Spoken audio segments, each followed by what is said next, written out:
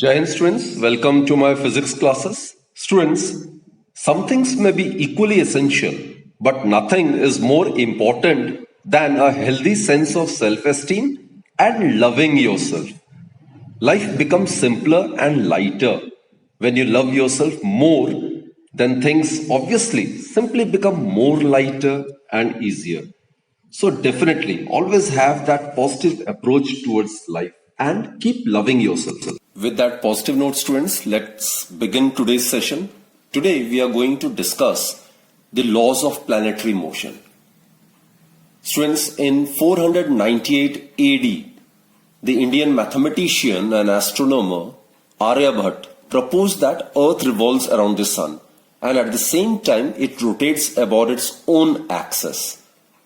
It was way back in 498 Anno Domini AD that the Indian mathematician proposed this theory. But obviously he was not credited for that. Later on, geocentric theory was proposed by Ptolemy, according to which the Earth is at the center while all the planets, all the heavenly bodies revolve around the Earth with Earth positioned at the center. That was obviously discarded. And then came in 1943 the Polish astronomer Nicolaus Copernicus. He advanced the idea that not only the Earth but all the planets move around the Sun, which is at rest in circular orbits. And this was known as heliocentric theory. Helio means sun, sun-centric theory. Sun is at the center while all the planets including Earth revolve around it in circular orbits. Sun is at rest. Obviously this theory given by Copernicus was also discarded. And later on Kepler reduced the large number of observations of the planetary motion to 3 laws, which are presently known as Kepler's laws of planetary motion. These are actually empirical in nature. An empirical law is one which is derived from experimental data without complete understanding, obviously, rather than from some elegant theory or by logic from first principles, right? So let's study Kepler's laws of planetary motion. So there are 3 laws actually. First one is law of orbit.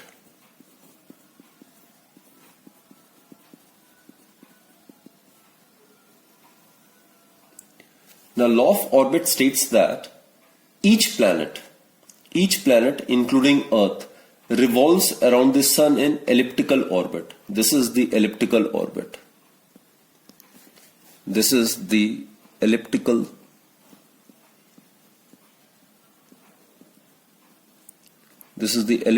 orbit. Right? So law of orbit states that each planet revolves around the Sun in elliptical orbit, with the Sun at one of the focus of the elliptical path. In an ellipse there are 2 focus, F1 and over here F2. So law of orbit states that all the planets, or rather each planet, revolves around the Sun in elliptical orbit with Sun positioned at one of its focus. So I'll write down the statement. So each planet, law of orbit states that each planet revolves around the Sun in an elliptical orbit.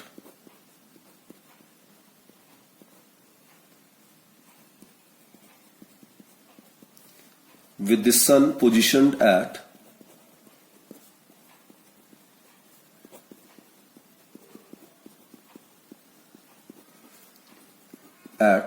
one of the focus of the elliptical path.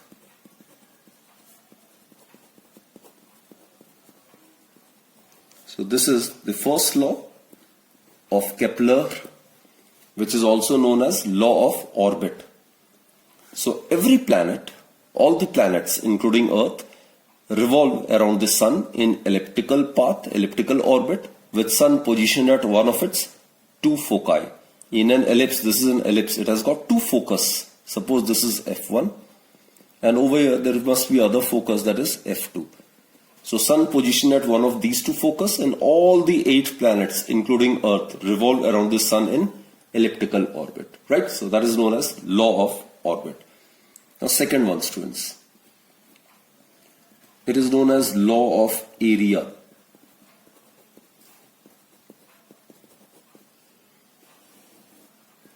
Now this law states that the line joining the planet, this is suppose the planet, the line joining the planet to the Sun, this is the line joining the planet to the Sun, it sweeps out equal areas in equal intervals of time. So this is basically the position vector of the planet from the Sun. So in equal intervals of time, it will sweep out equal areas.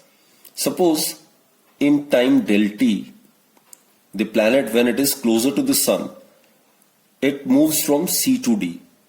And in the same time, that is del t, suppose the planet, when it is farther away from the Sun, it moves from A to B.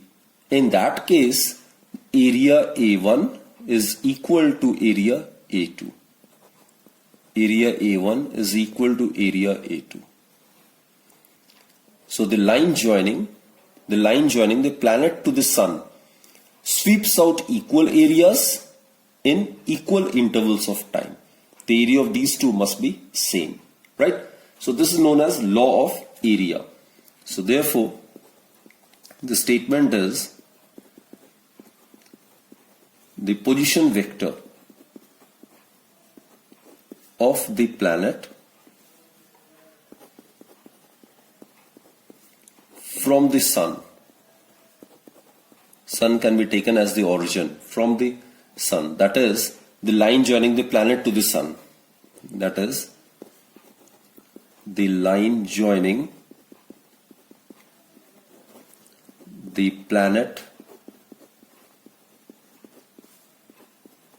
to the Sun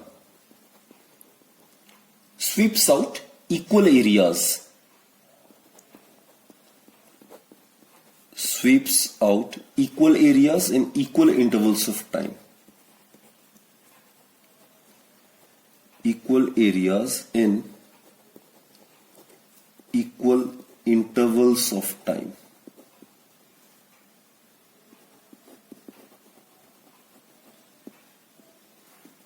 That is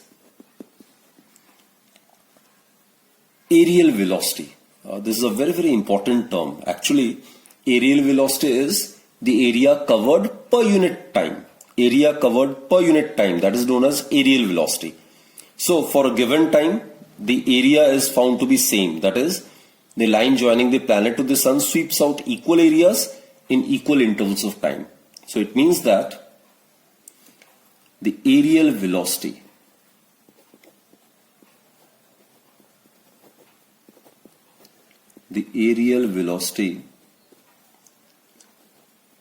of a planet around the Sun always remains constant. It always remains constant. Right?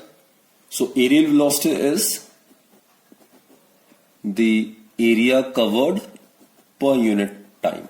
So this is areal velocity of a body. Obviously, its SI unit would be meters square per second.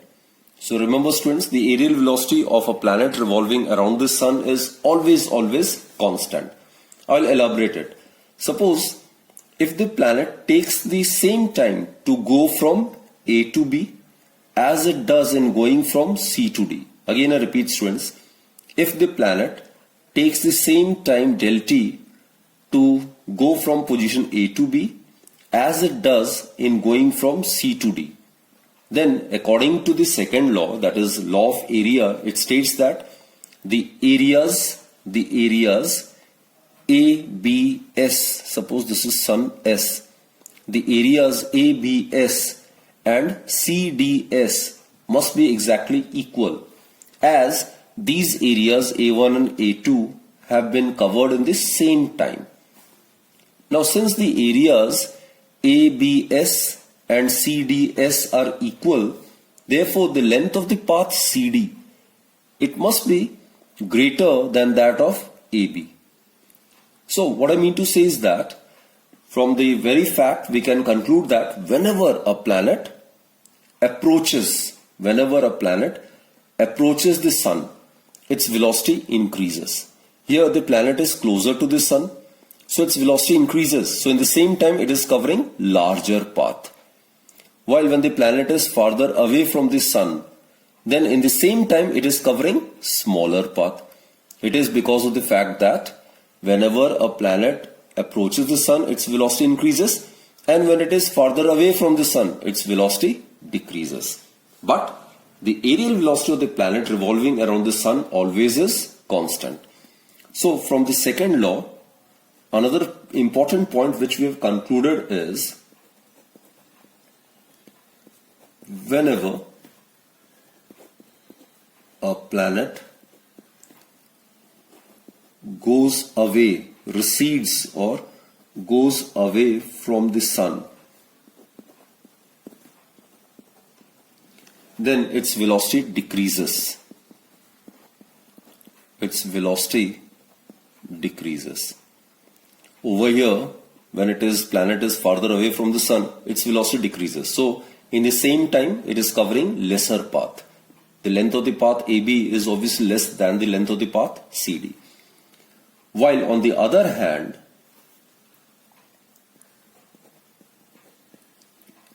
as the planet approaches the sun, its velocity increases. So from the second law, which is the law of area, 2 points can be easily concluded. First is the areal velocity of a planet revolving around the sun always remains constant. And the second one is whenever the planet goes away from the sun, then its velocity decreases. And whenever it approaches the sun, its velocity increases. So that's law of area. Now third one is, students, the law of periods. Time periods actually, law of periods.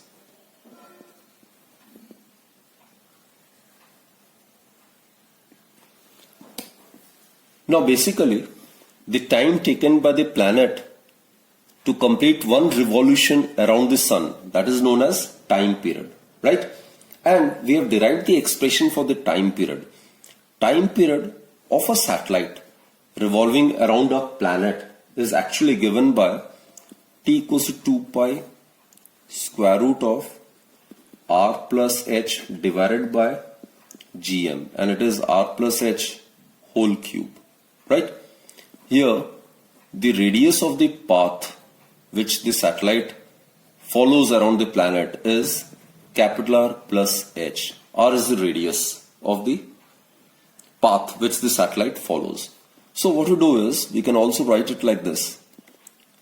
It implies that T is equal to 2 pi square root of R cube divided by GM. Students, on squaring both the sides, what you get is T square is equal to 4 pi square R cube divided by GM. Now the term inside bracket is constant. 4 pi square is constant. G is the universal gravitational constant, which is same at any place. M is the mass of the planet in the case of satellite, and in the case of planet revolving around the sun, M would be the mass of the sun, isn't it? So M being mass, it is constant. So inside the bracket the term is constant. Therefore T square is directly proportional to R cube. So basically this is the third law, which is known as the law of periods. Here, if you extend the same thing, this was the formula which is obtained for the time period of a satellite revolving around a planet in circular orbit. The same thing can be extended in the case of planet revolving around the sun in elliptical orbit. Here R is the semi-major axis. Look students, this is an ellipse. The distance between these two extreme ends, it is known as the major axis, while the distance between these two ends is known as the minor axis. So, from this to this, the major axis, that can be considered to be 2r. So, what will be semi-major axis? Semi-major means half of the major axis, that will be equal to r. So, r is the semi-major axis of the elliptical orbit around which planet revolves around the sun, right? So, the statement, students, for the law of periods is the square of the period of any planet about the sun is directly proportional to the cube of the semi-major axis of the elliptical orbit. So that's the statement of law of orbits. Okay, I'll write it down for you. The statement is the square, T square is the square of the time period. Time period, as I've stated, it is the time taken by the planet to complete one revolution around the sun. The square of the time period of a planet is directly proportional to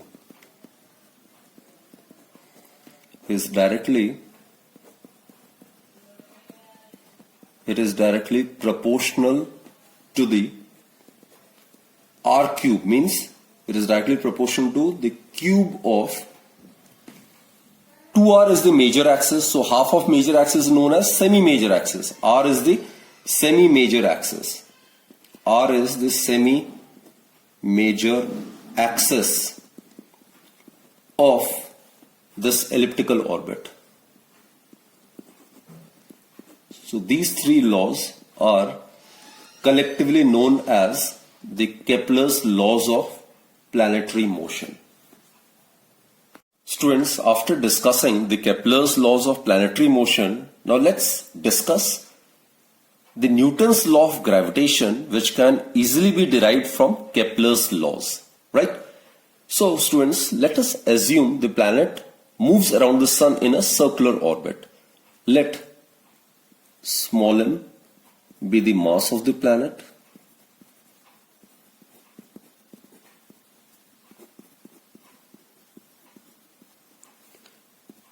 let omega, suppose it is the angular velocity of the planet. Suppose it is the angular velocity of the planet. And r is, suppose, the radius of the circular orbit. Let r be the radius of the orbit under consideration. Here we have assumed the orbit to be circular. So r, small r, is the radius of the circular orbit.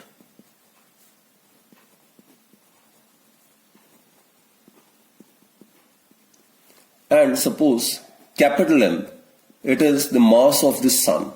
Capital M is mass of the sun, right? And F, suppose it is the centripetal force exerted by the sun on the planet.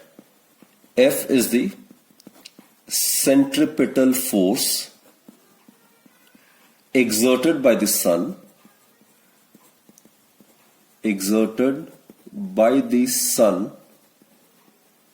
on the planet.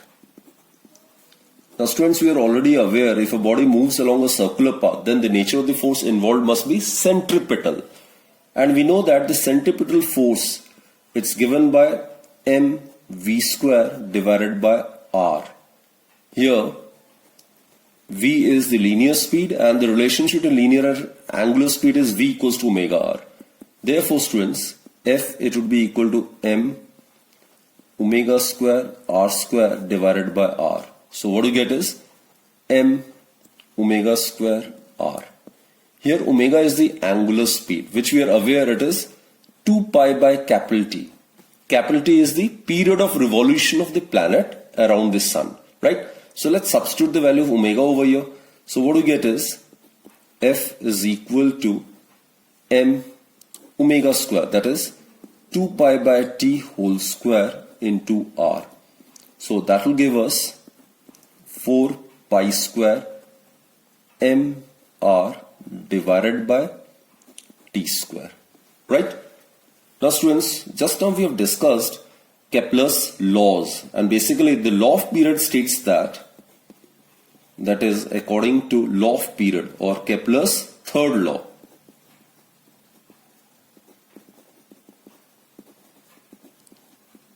We are aware that the square of the time taken by the planet to complete one revolution around the sun is directly proportional to r cube. Here radius r is considered to be the radius of the circular orbit. Here we have assumed the planets to be revolving around the sun in circular orbit. So r would be the radius of that circular orbit. So Kepler's third law, which is the law of period, it states that the square of the time taken by the planet to complete one revolution around the sun is directly proportional to the cube of the radius of the orbit, right? So therefore, in order to eliminate this proportionality sign, we can introduce some constant. So it can be written as kr cube. K is any constant. K is constant for all the planets under consideration, right? So therefore, students, from equation 1, what we get is F is equal to 4 pi square m into small r divided by T square can be replaced by K into R cube. So therefore, 4 pi square is constant, isn't it? K is constant, obviously, and R by R cube will become R square. M is the mass of the planet. For different planets, mass would be different, obviously. So F is equal to some constant. This is constant. 4 pi square by K, this is constant, into M by R square. That is, F is proportional to M by R square, isn't it? So students, the force exerted, this is the force exerted by the sun on the planet. So what we have found is the force exerted by the sun on a planet is directly proportional to the mass of the planet. Small m is the mass of the planet, and inversely proportional to the square of the distance of the planet from the sun. Now we are aware this force, we are talking about gravitational force. It's a mutual force. Whatever force is exerted by the sun on the planet, the same force will be exerted by the planet on the sun. So since the force is mutual, therefore the planet will also exert the same force in magnitude on the sun. Thus, the force exerted by the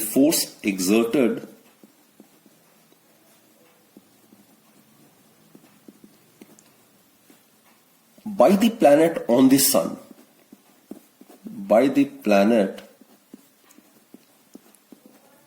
sun, will be proportional to the mass of the sun, isn't it?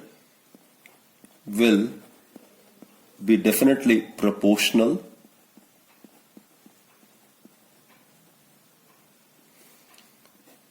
to the mass of the sun. And mass of the sun is considered to be capital letter M, isn't it? Therefore, from the above discussion, it is clear that F, that is the mutual force which is being exerted by the sun on the planet and the planet on the sun, it must be proportional to capital M mass of the sun multiplied by mass of the planet divided by R square, which is actually, this is universal law of gravitation, which is Newton's law of gravitation. So this is how, students, and as you are aware, in order to eliminate this proportion, we introduce what? We introduce universal gravitational constant, that is capital G. So this is the mathematical form of universal law of gravitation, isn't it? So it can be easily verified from Kepler's third law. Right? Now also here, I would like to mention the nature of the graph between t square and r cube. If you plot a graph between t square and r cube, it should be a straight line. Both are linearly dependent. So like this. If you represent the vertical axis by t square, right, and the horizontal axis with r cube, then t square is directly proportional to r cube. It means that it is in the form of y equals to mx. So it would be a straight line passing through the origin. So the graph obtained between t square and r cube would be a straight line, isn't it? It should be a straight line. And here the slope would be equal to t square by r cube, which would be 4 pi square divided by gm, right? So anyway, students, that's it for this particular session. In this session, we have discussed about Kepler's laws, all the three laws, right? And before that, we have discussed about the contribution of Aryabhat, Ptolemy, then Copernicus, and then eventually Kepler's observations and laws, right? And then we have discussed the derivation of Newton's law of gravitation using Kepler's law. So that's it, and do join me in my next video then. Till then, keep enjoying yourself and be happy, be very cool, and remain always fit and healthy, right? Stay blessed. Thank you.